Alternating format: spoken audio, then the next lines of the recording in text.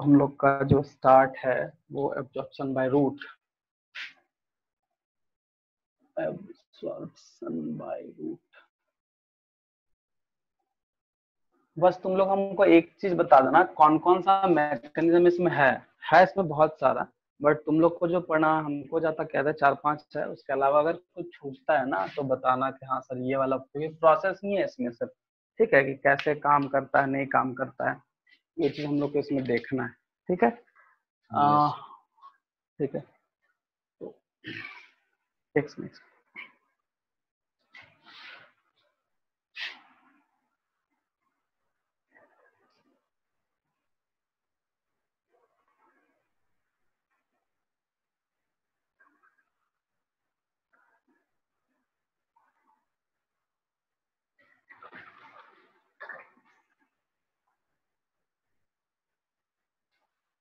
चलो ठीक है, एब्जॉर्प्शन बाय रूट में सबसे फर्स्ट में क्योंकि यहाँ पे रूट से एब्जॉर्प्शन होना है तो 2-3 चीज हम लोग को ध्यान देना पड़ेगा। सबसे फर्स्ट में कि प्लांट के लिए एसेंशियल क्या चीज होता है, 2 चीज है, आई मीन 3 चीज है। एक है वाटर और इसी में हम लोग मिनरल्स भी पढ़ते हैं, वाटर एंड मिनरल्स, और दूसरा होता है फूड। जब बात करते हैं रूट का तो रूट के थ्रू जो एब्जॉर्ब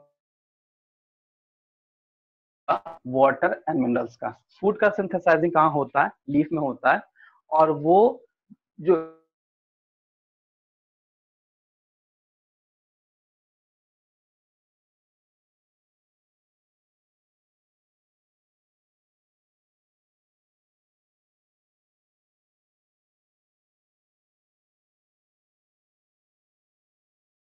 वो इम्पोर्टेंस क्यों है, आखिर कुछ ना कुछ का तो इम्पोर्टेंस होता ही है बॉडी में, बिना इम्पोर्टेंस के कुछ होगा नहीं, ठीक है। तो यहाँ पे ध्यान देने वाला बात है वाटर एंड मिनरल्स, ठीक है। क्यों इम्पोर्टेंट है, ऐसे तो वाटर इम्पोर्टेंट क्यों है, ह्यूमन बींग के लिए या फिर किसी भी ऑर्गेनिज्म के लिए वाटर बहुत इंपॉर्टेंट होता है अगर मल्टीसेलुलर की बात करें तो, ठीक है। बट यहाँ पे मिनरल्स भी है, ठीक है। तो सबसे पहले बताओ वाटर का क्या इंपॉर्टेंस है बॉडी में, चाहे प्लांट हो या एनिमल हो, बोलो बताओ वाटर का क्या इंपॉर्टेंस है, बोलो कुछ बोलो। देखो सबसे पहले इसका नेसेसिटी क्यों है, क्यों एब्जॉर्प्शन होता है, तब ना हम लोग आगे पढ़ेंगे कि हाँ इस प्रोसेस से ऐसा है, क्योंकि इसको समझना बहुत इंपॉर्टेंट है। ध्यान रखो वाटर जो होता है प्लांट में क्या करता है कि वाटर के थ्रू ही मिनरल्स जा सकता है, और मिनरल्स जो है प्लांट के लिए एज ए न्यूट्रिएंट का काम करता है। अगर हम बात करें मिनरल्स का तो हम इसको प्लांट न्यूट्रिएंट बोल सकते हैं, इसमें कोई प्रॉब्लम नहीं है। कहने का मतलब कि न्यूट्रिएंट तो ऐसा हम लोग क्या जानते हैं कि जो एनर्जी प्रोवाइड करता है, लेकिन वो सब एनर्जी प्रोवाइड करता है, उसके लिए फूड खाते हैं ह्यूमन में या फिर प्लांट को भी फूड चाहिए, लेकिन वो सब देता कौन है, कैसे बनेगा, तो उसके लिए मिनरल्स है, ठीक है।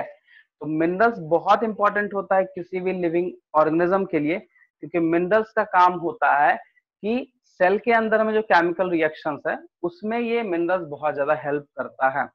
तो कहीं ना कहीं हर एक मेटाबॉलिज्म का अपना अपना मिनरल्स है जो उस पर मतलब डिपेंड करता है, और वो मिनरल्स फुलफिल होने के लिए प्लांट में तो वाटर है और सॉइल वगैरह के थ्रू भी होता है, बट जाता है वो वाटर के थ्रू है, क्योंकि आयंस के फॉर्म में रहेगा तो वाटर के थ्रू चला जाएगा, ठीक है। और हमारा जैसे एनिमल में बात करें तो इसके लिए हम लोग जैसे वेजिटेबल मिनरल्स वगैरह, सॉरी वेजिटेबल एंड फ्रूट वगैरह खा लेते हैं, पानी वगैरह पी लेते हैं, लेकिन पानी जो है वो मेजर सोर्स होता है एसेंशियल मिनरल्स का, ठीक है, चाहे वो प्लांट हो या एनिमल हो। अच्छा अब पानी पानी की भी अगर बात करते हैं तो ध्यान यहाँ रखना होगा कि पानी जो होता है, वाटर जो होता है, ठीक है, उसमें मिनरल्स जो है वो जाता है, ठीक है, बट हम सब वाटर प्लांट को नहीं दे सकते। एग्रीकल्चर के लिए हम लोग को फ्रेश वाटर ही चाहिए होता है। फ्रेश वाटर हम किसको बोलते हैं, उसमें सॉल्ट का कंसंट्रेशन या फिर पोटेबल वाटर फ्रेश वाटर को बोला जाता है, मिनरल वाटर फ्रेश वाटर को बोला जाता है, मतलब जिस वाटर में सॉल्ट का कंसंट्रेशन कम है या नहीं है वही फ्रेश वाटर कहलाता है और वही प्लांट को चाहिए। ठीक है, मैक्सिमम प्लांट को फ्रेश वाटर का जरूरत पड़ता है। और अगर सी वाटर की बात करें तो सी वाटर में इतना ज्यादा नमक है कि वो प्लांट को खराब कर देगा, क्योंकि सोडियम ज्यादा जाएगा तो कहीं ना कहीं दिक्कत करेगा ही करेगा। ठीक है, तो वो चीज होता है। हाँ, कुछ ऐसा प्लांट है जिसको सॉल्ट का ज्यादा जरूरत पड़ता है, जैसे हम लोग नारियल वगैरह का पेड़ जो होता है उसका उसको ग्रोथ करने के लिए सॉल्ट आई मीन ज्यादा चाहिए, तो वहां का जो सॉइल सॉल्टी सॉइल में वो ज्यादा डेवलप करता है। इसीलिए ओशियन वगैरह पे बीच वगैरह पे जाते हैं तो वहां पे जो नारियल का होता है उस साइड में कोस्टल एरिया में ये सब ज्यादा डेवलप करता है, तो डिपेंड करता है। तो हम लोग आते हैं अपने पॉइंट पे। मतलब सीरियसली करने का मतलब है कि वाटर एंड मिनरल्स चाहिए प्लांट को, बहुत इंपॉर्टेंट है। मिनरल्स तो एज ए न्यूट्रिएंट ही काम करता है, क्योंकि कुछ भी करना है बिना मिनरल्स के नहीं हो सकता है। प्रोटीन बनाना है मिनरल्स चाहिए, एनर्जी बनाना है मिनरल्स चाहिए, ठीक है, क्लोरोफिल बनाना है मिनरल्स चाहिए, बहुत सारा एंजाइम को एक्टिवेट करना है मिनरल्स चाहिए, किसी केमिकल रिएक्शन में हेल्प उसको प्रोसीड कराना है मिनरल्स चाहिए। मतलब प्लांट में ऑलमोस्ट सारा कुछ जो है वो मिनरल्स के ही कारण उसको फुलफिल होता है। जैसे मान लो प्रोटीन बनाना है, प्रोटीन तो है लेकिन प्रोटीन बनाने के लिए नाइट्रोजन चाहिए, और नाइट्रोजन के लिए वो नाइट्रोजन फिक्सेशन प्रोसेस करता है। एनर्जी है, एटीपी है। ठीक है, कहने का मतलब कि ओवरऑल जो भी फंक्शन है वो विदाउट मिनरल्स इन प्लांट में विदाउट मिनरल्स कुछ नहीं हो सकता है। और मिनरल्स जो है वाटर के बिना नहीं जा पाएगा, क्योंकि वाटर जो होता है वो सॉइल में होता है, सॉइल में रूट भी होता है, तो रूट से पहले एब्जॉर्ब करेगा वाटर को, उसके साथ मिनरल्स भी जाएगा और वो फिर प्रोसीड करेगा। ठीक है, अब हम लोग का ये फिर बेसिक्स था, समझ गए कि क्या होता है नहीं होता है, क्यों चाहिए मिनरल्स वगैरह। ठीक है, अब absorption by root water and minerals का होना है तो उसके लिए कुछ कुछ प्रोसेस है। बिना प्रोसेस के कोई भी मॉलिक्यूल मूव नहीं करता है from one place to another place. तो सबसे पहले जो है हम लोग का आई मीन प्लांट का जो है वो है डिफ्यूजन। ठीक है, इसके बारे में पढ़ेंगे। उसके बाद ऑस्मोसिस, उसके बाद होगा इम्बिबिशन, होगा। उसके बाद है एक्टिव ट्रांसपोर्ट, एक्टिव ट्रांसपोर्ट। ये 4 प्रोसेस है। इसके अलावा और कुछ प्रोसेस है तो बताओ बताओ।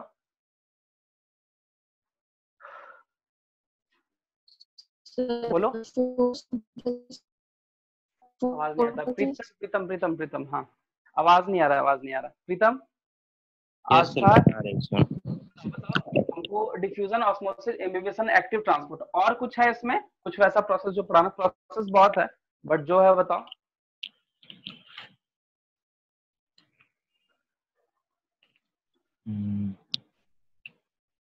पहला ही इसमें होगा जी, फर्स्ट या सेकंड पेज में होगा, देखो 4-5 प्रोसेस होगा।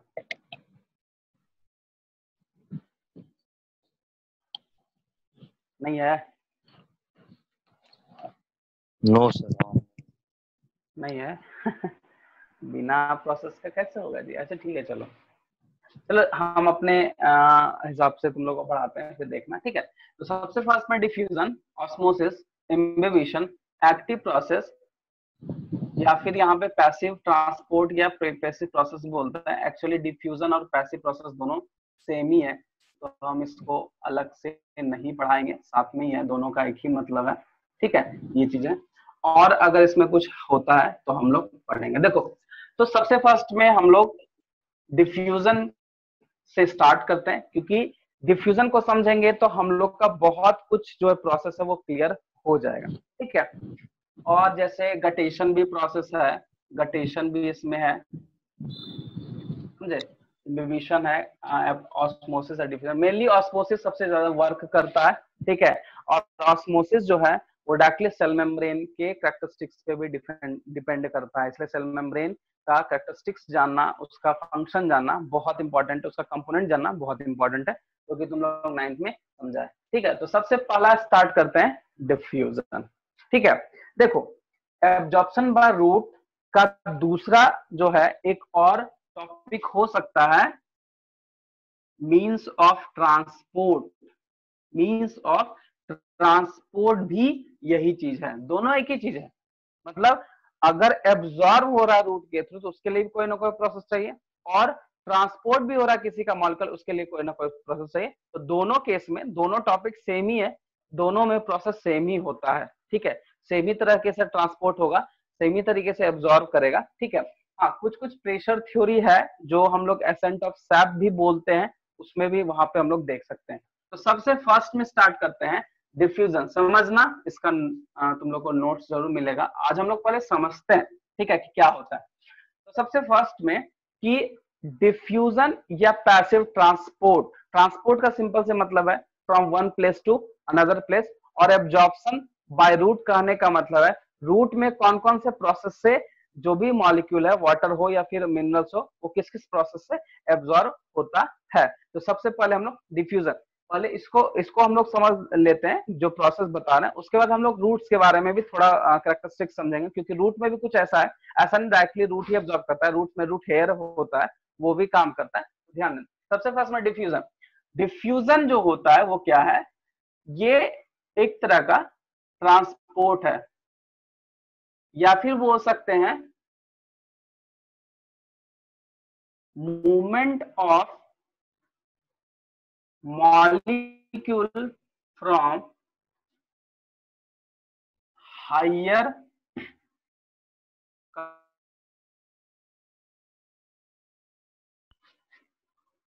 लोअर कंसंट्रेशन, ठीक है। पहला पॉइंट यही है जो मेन इसका डिफिनेशन भी है। हम क्या लिख रहे हैं, movement of molecule from higher to lower concentration. ये कंसंट्रेशन क्या है, तो समझते हैं, ठीक है। मान लो ये ए है, ये बी है, एक कंटेनर में हम पूरा पूरा फुल वाटर कर चुके हैं, एकदम पूरा फुल कर दिए, और एक कंटेनर में हाफ है, पानी है, और इस दोनों के बीच में एक डक्ट या ट्यूब कनेक्ट कर दिए हैं। वाटर कहां से कहां मूव करेगा, आंसर करो जल्दी। वाटर कहां से कहां मूव करेगा, ए टू बी करेगा। आखिर ऐसा क्यों बोले बताओ, ए टू बी ये मूव करेगा, सही है आंसर, एकदम सही है। ऐसा क्यों बोले, क्योंकि इस कंटेनर में, हाँ, इस कंटेनर में वाटर कंसंट्रेशन कैसा है, वाटर कंसंट्रेशन कैसा है, हाई है।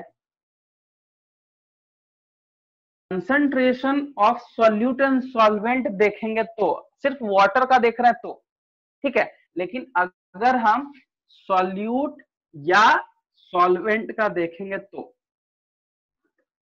सॉल्यूट क्या होता है, कौन बताएगा। सर जो सॉल्वेंट में हम लोग मिक्स करते हैं, डिसॉल्व करते हैं। बताओ, सॉल्यूट का एग्जांपल बता दो। अच्छा, तुम्हारे सामने एग्जांपल हम खुद ले लेते हैं। वाटर को सॉल्वेंट या सॉल्यूट, क्या चीज सर, वाटर को सॉल्वेंट या सॉल्यूट, सॉल्वेंट। गुड।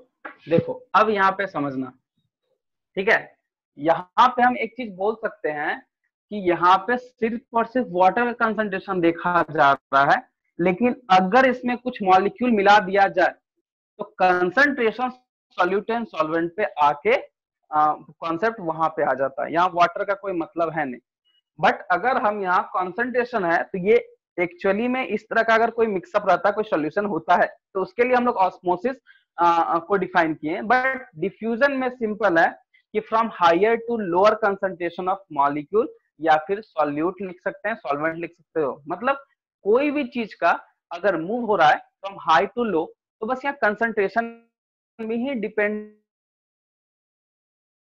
करता है। दूसरा समझ गए तो मिटा देते हैं, ठीक है। दूसरा कि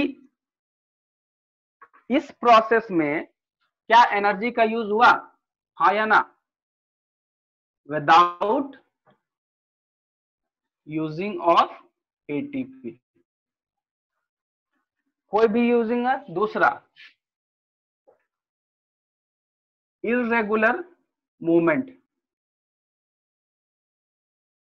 या डायनामिक भी लिख सकते हैं, डायनामिक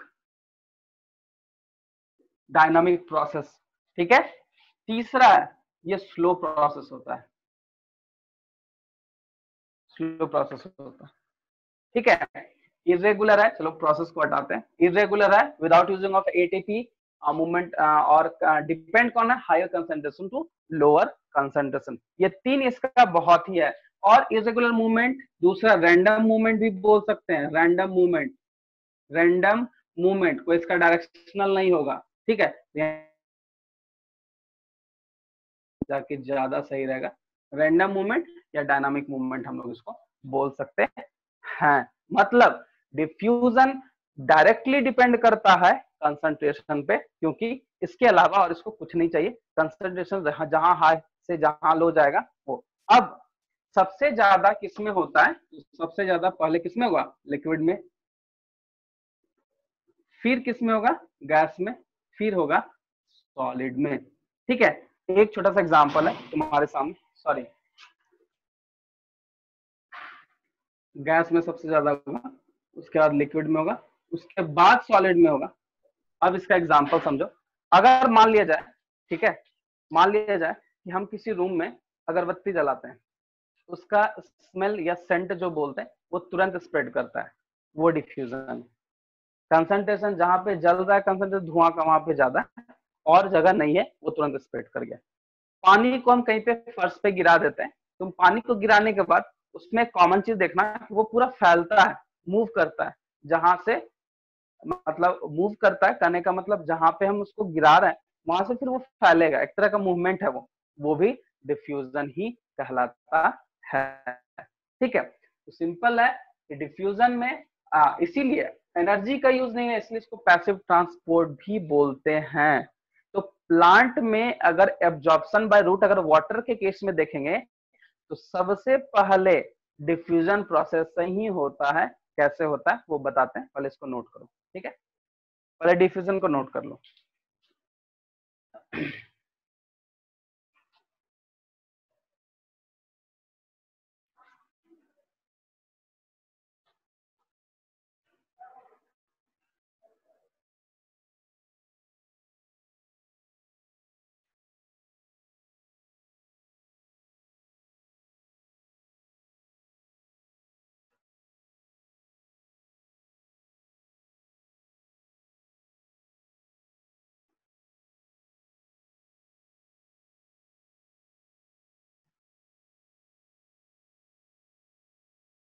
हो जाएगा तो बताना।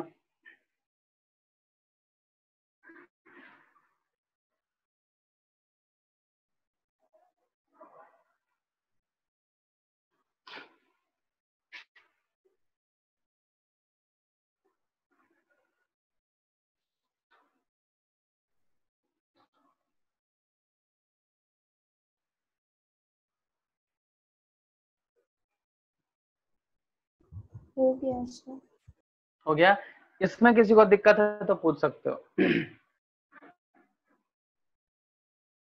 इस टॉपिक में अगर दिक्कत है तो पूछ सकते हो। ये एक तरह का नोट्स ही है, हम शॉर्ट में टू द पॉइंट लिखे हैं, एक तरह का नोट्स ही है, ठीक है, समझ में आ गया। चलो सबका हो गया, सो मिटा रहे हैं। अब हम डिफ्यूजन प्रोसेस कैसे होता है, रूट में कैसे एब्जॉर्ब करता है, इस प्रोसेस से ये समझते हैं। देखो सबसे फर्स्ट में कि रूट सॉरी प्लांट का मेन पार्ट जो है हम लोग रूट बोलते हैं,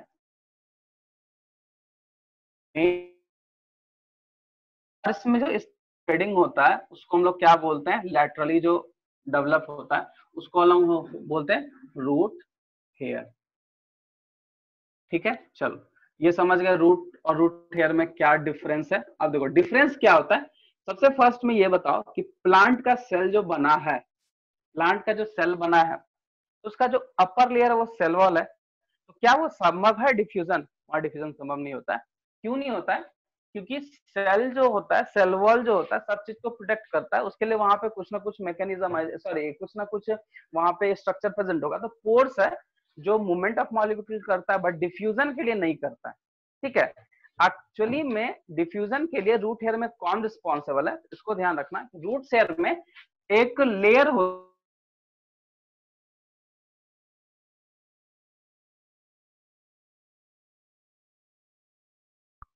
इसको बोलते हैं एपीब्लेमा सेल, एपीब्लेमा सेल। अब ये एपीब्लेमा सेल से डायरेक्टली कंसंट्रेशन के हिसाब से काम होता है। कम है, बाहर में ज्यादा है। ठीक है, सपोज दैट मान लिया जाए कि हम यहाँ पे वाटर को प्लांट में वाटर डालते हैं तो सॉइल में ही डालते हैं, रूट्स के पास डालते हैं। मान लो यहाँ पे वाटर है, बट कैसे पता चलेगा भाई कंसंट्रेशन यहाँ का कम है, बाहर का ज्यादा है? देखो, प्लांट हमेशा वर्क करते रहता है, हमेशा फोटोसिंथेसिस करते रहता है, मतलब मैकेनिज्म वाटर का होना ही है। या सपोज दैट मान लिया जाए कि हम ये रूट से ऊपर बना रहे हैं, ये वाला पार्ट मान लो लीफ है, ठीक है, ये मान लो पार्ट लीफ है, यहाँ पे वाटर का यूज हुआ, वाटर का यूज हुआ तो यहाँ पे वाटर का कमी हुआ, ये अंदर फिर धीरे धीरे खींचेगा, खींचना स्टार्ट करेगा। जब ये खींचना स्टार्ट करेगा तो ऑलरेडी यहाँ पे मान लो है, तो यहाँ पे तो खींचे वो सक करेगा, क्योंकि सक्शन प्रेशर वहां पे काम करता है। अगर वो सक करता है तो वहां का तो एरिया में कमी पड़ जाएगा ना, और बाहर में ज्यादा, यहाँ पे वाटर कंसंट्रेशन ज्यादा मिलेगा और यहाँ पे इसको जरूरत पड़ेगा। एक तो प्रेशर भी है, क्योंकि रूट में प्रेशर भी होता है, रूट प्रेशर भी डेवलप है, उस प्रेशर से उसको खींचेगा और यहाँ पे नॉर्मल डिफ्यूजन हो जाएगा। प्रेशर भी वहां पे है, क्योंकि प्रेशर ही उसको बताने वाला है, प्रेशर वहां पे काम करता है, जिसके कारण ये इपिब्लेमा सेल जो होता है, ये सीधा सीधा इपिब्लेमा सेल क्या है, उसको एक तरह का पाथ प्रोवाइड कर रहा है, और कंसंट्रेशन हाई टू लो, यहाँ पे ज्यादा हाई है और यहाँ पे कम है तो यहाँ पे लो हो गया, यहाँ पे लो हो गया और ये मूव कर जाएगा। तो ध्यान रखना है कि रूट सेल में इपिब्लेमा सेल होने के कारण वो डिफ्यूजन का जो प्रोसेस है वो इजी वे में कर सकता है। ठीक है, यही है। विदाउट रूट हेयर के डायरेक्टली मेन रूट पे पानी को लेके जाना या पानी का एब्जॉर्प्शन संभव नहीं होता है। समझ में आया? बोलो, बस एक इपिब्लेमा सेल का इसमें कॉन्सेप्ट है, बस समझ में आया? हाँ या ना? समझ में आया? आवाज नहीं आ रहा, कोई और रिप्लाई करो। आज नेटवर्क बहुत इशू चल रहा है तुम लोग का। ठीक है, चलो, जिसका थोड़ा ठीक कर लो। ठीक है, चलो कोई बात नहीं। तो यहाँ डिफ्यूजन ही होगा, यहाँ पे बस कंसंट्रेशन डिपेंड कर गया, डिफ्यूजन के थ्रू चला गया रूट में। ठीक है, अब हम लोग का नेक्स्ट जो टॉपिक है वो है ऑस्मोसिस। ऑस्मोसिस को बहुत अच्छे तरीके से समझना, क्योंकि वहां पे ऑस्मोटिक प्रेशर या ऑस्मोटिक कंसंट्रेशन देखना होगा। ठीक है, देखो सट वाले जो हम लोग का टॉपिक है वो है ऑस्मोसिस। यहाँ ध्यान देने वाला बात क्या है, एकदम क्लियरली समझना कि ऑस्मोसिस में भी कंसंट्रेशन ही डिपेंड करता है, बट यहाँ पे जहां ऑस्मोसिस हो रहा है, जिस सेल में हो रहा है, सेल का भी प्रॉपर्टी होना चाहिए, क्योंकि सेल में सेल मेम्ब्रेन है, उसी के थ्रू ऑस्मोसिस भी संभव है। ठीक है, तो सबसे पहला ऑस्मोसिस में देखेंगे movement of molecule from higher osmotic concentration to lower osmotic concentration। पहला पॉइंट। दूसरा, it is a directional movement, सब जगह से ये नहीं जाएगा, डायरेक्शनल मूवमेंट। ठीक है,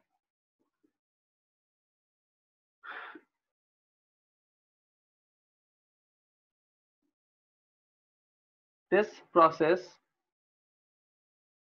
is occur through cell membrane and required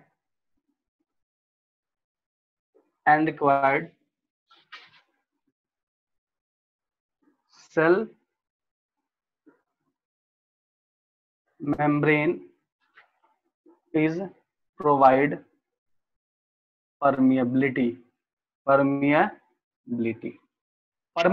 cell membrane को प्रोवाइड करना पड़ेगा, तभी ये प्रोसेस कंप्लीट हो पाएगा। ठीक है, अब यहाँ पे हम पहला पॉइंट लेते हैं ऑस्मोटिक कंसंट्रेशन। ऑस्मोटिक कंसंट्रेशन मतलब सीधा सीधा यहाँ दिख रहा है वाटर का बात कर रहा है। ठीक है, अब सबसे पहले हम परमेबिलिटी समझ लेते हैं, क्योंकि सेल मेम्ब्रेन का कैरेक्टरिस्टिक्स है। परमिएबिलिटी का मतलब होता है अलाउ करना, टू अलाउ। अब होता क्या है, क्योंकि परमिएबिलिटी अगर कैरेक्टरिस्टिक्स देखेंगे तो 4 टाइप का है। फर्स्ट इम्परमिएबल, दूसरा परमिएबल, तीसरा सेमी परमिएबल एंड चौथा सिलेक्टिवली परमिएबल।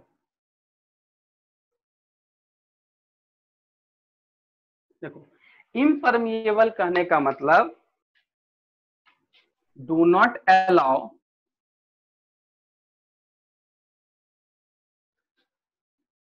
टू मूव,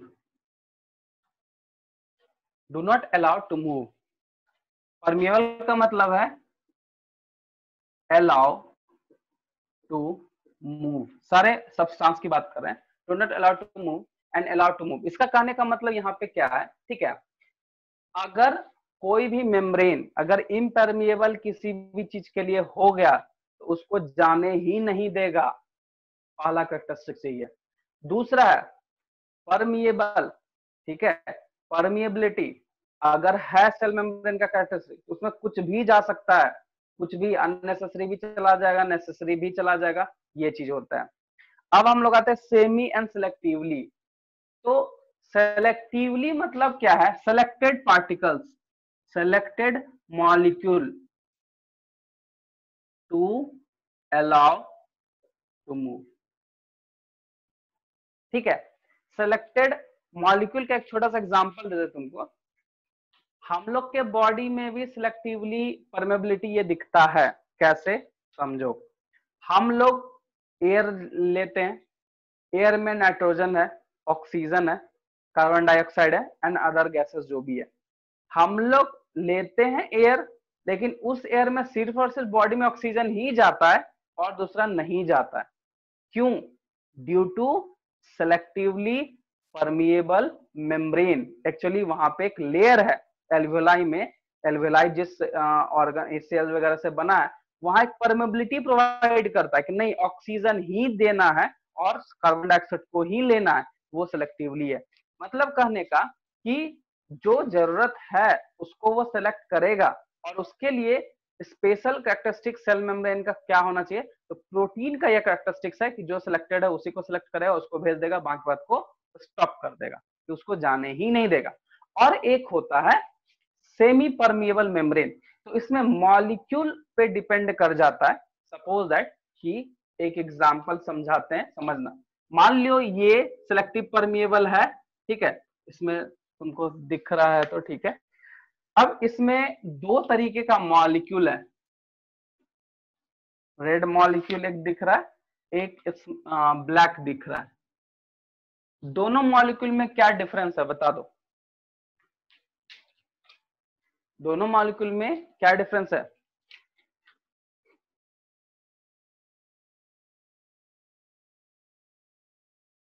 बोलो बोलो प्रीतम, प्रीतम। Yes sir. हाँ है सब जी, प्रीतम, सुमन, रिप्लाई करो, देविशा, आस्था, अवंतिका, क्या डिफरेंस है दोनों में? सर एक बड़ा है, छोटा है, स्मॉलर मॉलिक्यूल है। बस बस बस बस बस यही चीज जानना था। देखो, जैसे हम बताए कि ये जो मॉलिक्यूल, सॉरी, ये जो मेम्ब्रेन है, इसको हम लोग सेमी परमिएबल लिख रहे हैं, सेमी परमिएबल ये लिख रहे हैं, ठीक है। तो यहाँ पे तुमको ध्यान देना होगा कि ये साइज में बड़ा है, ये साइज में छोटा है, लेकिन इस मेम्ब्रेन का क्या प्रॉपर्टी है, क्या मतलब क्या? यस सर, अब ठीक है सर। ठीक है ठीक है ठीक, नेट खत्म हो गया, चलो ठीक है। सो हम लोग कहाँ थे, तो सेमी परमिएबल में हम क्या बताएं कि उसमें मॉलिक्यूल का साइज वगैरह भी डिपेंड कर जाता है, पहली बात। दूसरी बात कि इस चीज में जिसको लेके जाना है चला जाएगा, कोई दिक्कत है नहीं, ठीक है ना। लेकिन जिसको नहीं लेके जाना उसके लिए अलग अलग चीज है, इसको ध्यान रखना पड़ेगा, ठीक है। सो ये है तुम्हारा ऑस्मोसिस। अब हम लोग इसका डिफिनेशन में आते हैं, क्योंकि ऑस्मोटिक कंसंट्रेशन यहाँ पे लिख रहा है, osmotic concentration to higher osmotic to lower osmotic concentration. एक इसमें और चीज जोड़ सकते हो, थ्रू सेमी परमिएबल मेम्ब्रेन, क्योंकि ऑस्मोसिस में विदाउट परमिबिलिटी का वो जो मॉलिक्यूल है वो मूव नहीं कर सकता है। ठीक है, अब इसको हम थोड़ा सा डायग्राम देके समझाएंगे, बट पहले इसको नोट कर लो, इसको नोट कर लो जल्दी से।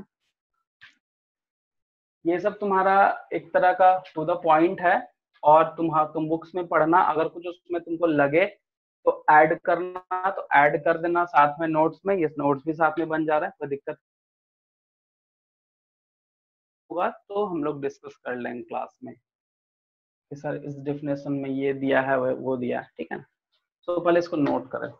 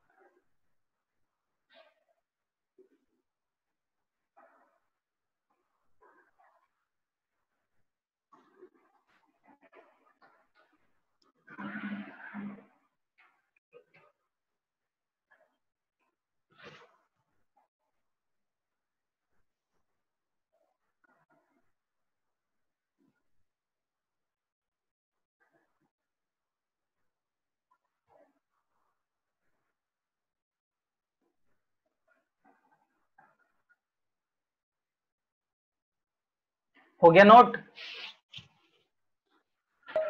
Yes. अरे बोलो तुम लोग, लगता है।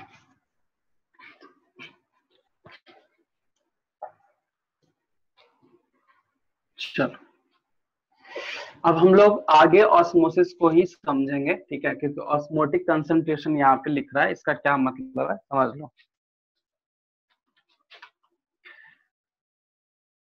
एक हम कंटेनर ले रहे हैं, सॉरी 2 कंटेनर है, एक ए एक बी, ठीक है।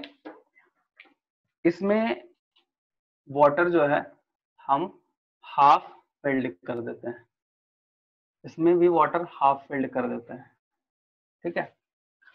यहाँ पे तुमको देखना है ऑस्मोटिक का मतलब होता है वाटर, वाटर का कंसंट्रेशन यहाँ पे तुमको देखना है, ठीक है। अब हम इसमें 1 kg कोई भी सॉल्यूट को डालते हैं या फिर 1 kg शुगर को डाल दिए, ठीक है। दूसरा चीज क्या है, दूसरा चीज यहाँ पे देखना होगा कि दूसरे कंटेनर में हाफ kg सॉल्यूट या फिर हम शुगर को डाल रहे हैं, ठीक है। हम दोनों को मिला के सॉल्यूशन बना लिए, ठीक है। अब अगर यहाँ पे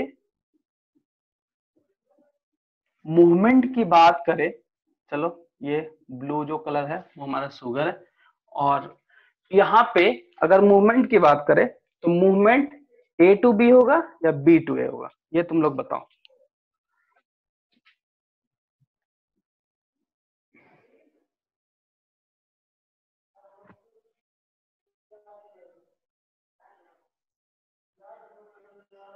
बोलो बोलो। Sir B2A। क्यों ऐसा बोल रहे हो B to A? सर क्योंकि बी में कंसंट्रेशन कम है तो। हाँ ठीक है, यहाँ पे सॉल्यूट का कंसंट्रेशन क्या है, कम है, एंड सॉल्वेंट का कम है, ज्यादा है सॉरी, और सॉल्वेंट को ही हमको देखना है तो मूवमेंट B to A चला जाता है। अगर हम यहाँ पे बात करेंगे कि शुगर का अगर शेप साइज भी देखा जाता है कहीं कहीं, आई मीन सॉल्यूट कंसंट्रेशन भी देखा जाता है, तो यहाँ पे सॉल्यूट पोटेंशियल भी है एक मैकेनिज्म, पोटेंशियल मतलब सिंपल है कि कुछ भी हो जाए, ठीक है, उसमें हम लोग सॉल्यूट सॉल्वेंट सब कुछ का देखना होगा, और इसमें देखना पड़े किसमें वाटर है ज्यादा है किसमें कम है। हम यहाँ पे ऐसा नहीं बोले कि 1 kg है तो कंसंट्रेशन इसका ज्यादा होगा, नहीं, ये तो ज्यादा कंसंट्रेट होगा, ये ज्यादा डाइल्यूट होगा, ठीक है। वाटर के केस में बात कर रहे हैं हम, ना कि हम लोग सॉल्यूट के केस में बात कर रहे थे। इसको ध्यान रखना पड़ेगा कि इस जगह पे वाटर का कंसंट्रेशन क्या डिफर करता है, और इसी के हिसाब से एक कॉन्सेप्ट है टोनिसिटी का, इसी के हिसाब से, क्योंकि ऑस्मोसिस के हिसाब सॉरी कंसंट्रेशन के हिसाब से है टोनिसिटी। अब ये है क्या टोनिसिटी, ठीक है।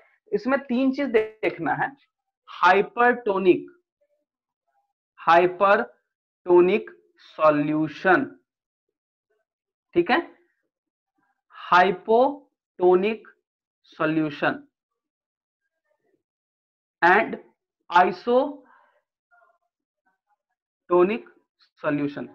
इसमें हम 3 कंडीशन डालते हैं, condition 1, condition B and condition C, ठीक है। एक हम सिस्टम डाल रहे हैं इसमें, मतलब सेल डाल रहे हैं, ठीक है। सेल का कंसंट्रेशन लो है, सेल का लो है, और जो सॉल्यूशन है, ठीक है, उसका हाई है, सॉल्यूशन का हाई है। तो यहाँ पे तो हाइपरटोनिक सॉल्यूशन की बात कर रहा है, ठीक है, सॉल्यूशन का कंसंट्रेशन हाई है और इसका जो कंसंट्रेशन है वो लो है। इस केस में क्या होगा बताओ, इसमें सेल, मान लो ये सेल है, सपोज दैट सेल है, ये सेल स्वेल करेगा या श्रिंक करेगा, ठीक है।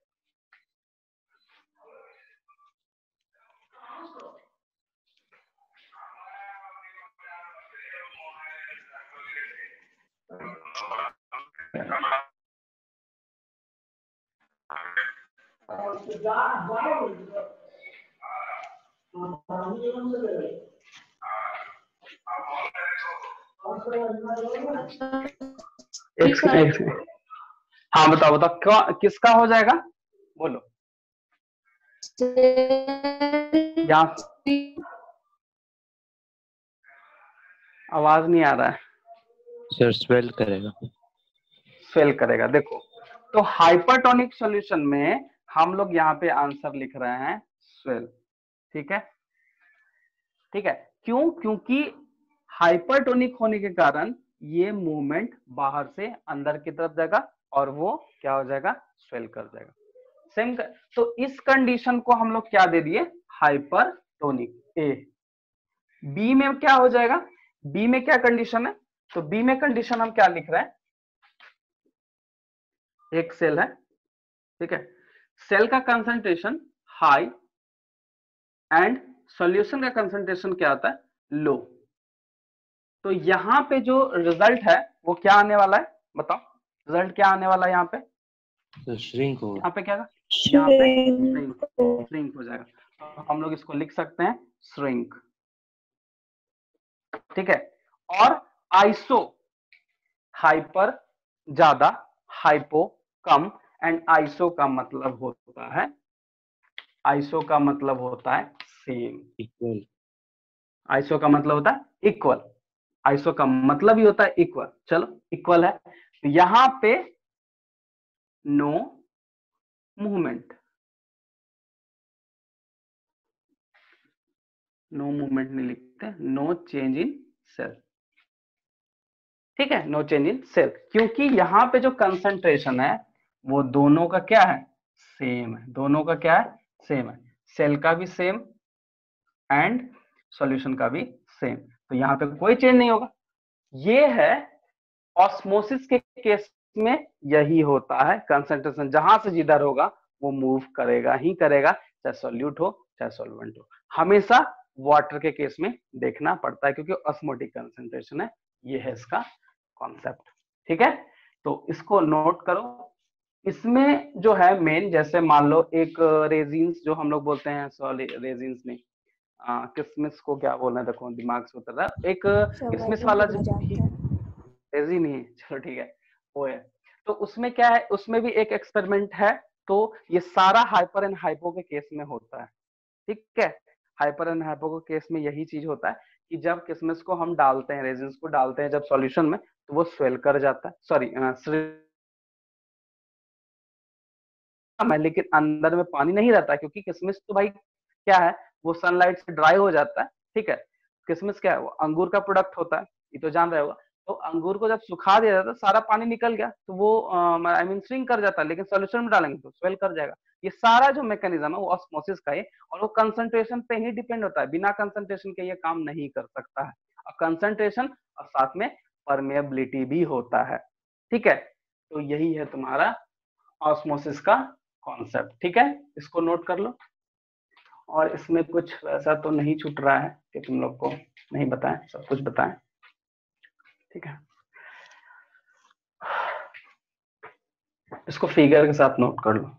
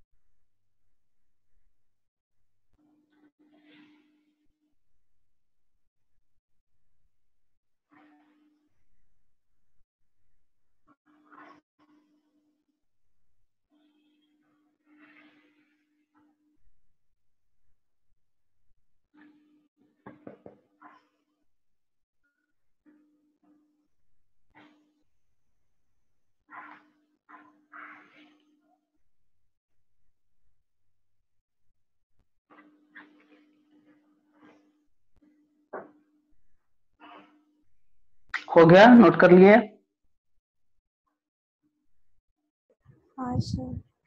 ठीक है, चलो इसमें कुछ कुछ और इम्पोर्टेंट चीज है जो हम लिख देते हैं, उसको तुम नोट कर लेना। इसका फैक्टर्स एंड इसका फंक्शन। देखो फैक्टर्स क्या है, डायरेक्टली जो फैक्टर्स दो ही है कि मान लिया, क्योंकि परमिएबिलिटी हमेशा देखा जा रहा है कि परमिएबिलिटी परमिएबिलिटी, तो मेम्ब्रेन परमिएबिलिटी तो देखेंगे ही, ठीक है। तो ये जो है, एक मान लो ये मेम्ब्रेन है, इसके दोनों साइड में हम लोग को कंसंट्रेशन देखना है, पहला डिफरेंस। दूसरा डिफरेंस जो है वो प्रेशर, सॉल्यूट के कारण जो प्रेशर हो रहा है, सॉल्वेंट के कारण जो प्रेशर हो रहा है, वो भी प्रेशर यहाँ पे डिपेंड करता है। तो टू कंट्रोलिंग फैक्टर है, उसको हम नोट कर देते हैं, उसको लिख देना। और इसका हेल्प क्या क्या, आई मीन इसका फंक्शन, ऑस्मोसिस क्यों होना चाहिए। तो पहला हम लोग जो पढ़ रहा, absorption by root, I mean roots के एब्जॉर्प्शन ऑस्मोसिस का होना बहुत इंपॉर्टेंट है। दूसरा सेल टू सेल मूवमेंट। तीसरा opening and closing of stomata. चौथा वैक्यूल जो इतना ज्यादा कंटेन करके रखता है सैप वगैरह, वो सब इसी का हेल्प से होता है। तो 4-5 फंक्शन भी है, उसको लिख देते हैं। तो ये ऑस्मोसिस का जो फंक्शन है, क्योंकि ऑस्मोसिस सबसे ज्यादा प्लांट सेल में ही ऑब्जर्व किया गया है। सो कंट्रोलिंग फैक्टर भी जानना बहुत इंपॉर्टेंट है। बस 2 पॉइंट है, इसको ध्यान रखो।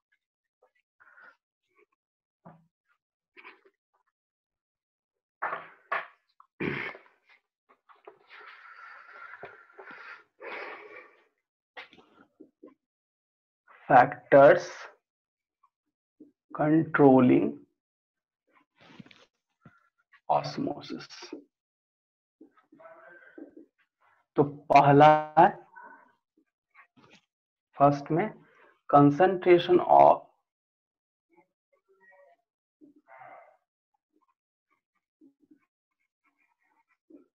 dissolve solute on two sides of dissolve solutes on two sides of semi permeable membrane, semi permeable membrane। second point difference in pressure,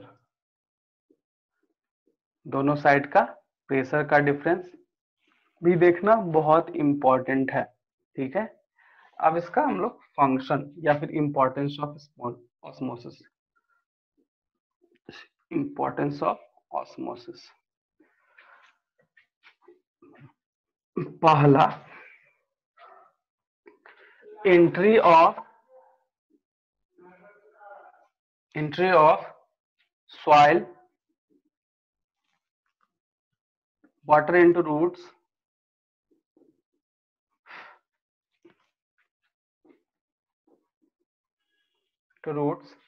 is carried by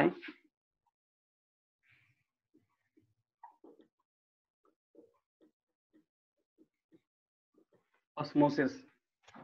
दूसरा it perform cell to cell movement। उसके बाद tursidity mechanism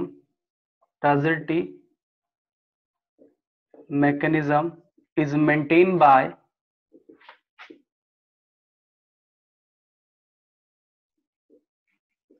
ठीक है,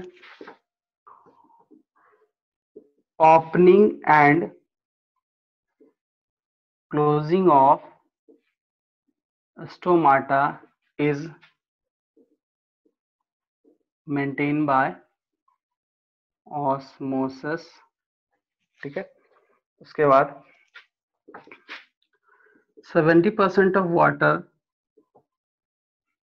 held in vacuole, ये भी यही करेगा। Next है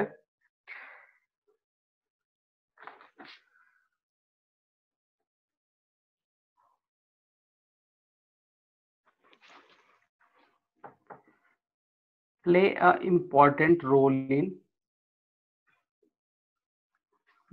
in growth of radicle and pumule during, एक लाइन इधर ऊपर लिखते हैं, during जर्मिनेशन ऑफ जर्मिनेशन, ये ऊपर में लिखे हुए हैं, ठीक है, इसको नोट कर लो बस, दिख रहा है, हाँ ठीक है। ये ऑस्मोसिस जो है वो खत्म हो गया, ठीक है। इसको नोट करो, इसमें कुछ अगर पूछना है, कोई भी एक पॉइंट जो तुमको नहीं समझ में आए, तुम लोग पूछ सकते हो आराम से।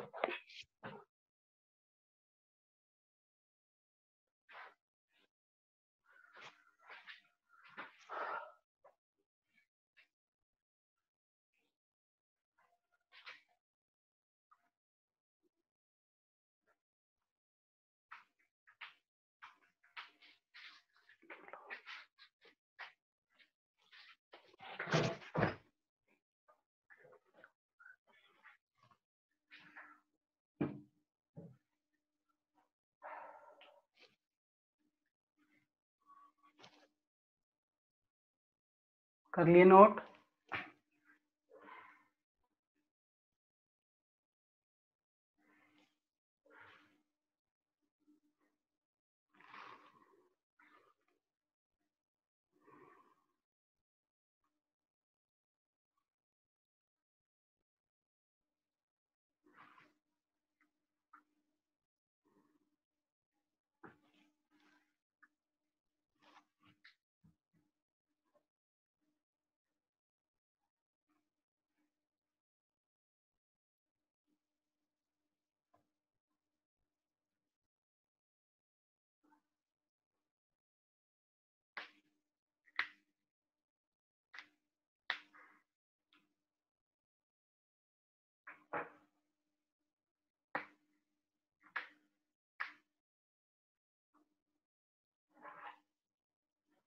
हो गया?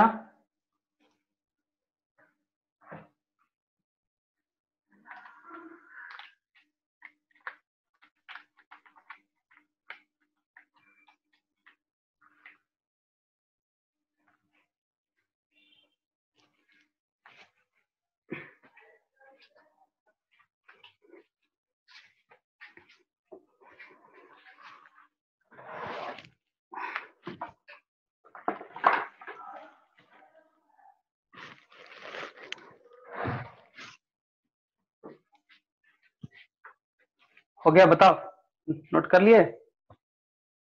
हाँ सर। चलो, इसमें कुछ अगर डाउट है, कोई पॉइंट नहीं समझ में आ रहा तो पूछ सकते हो।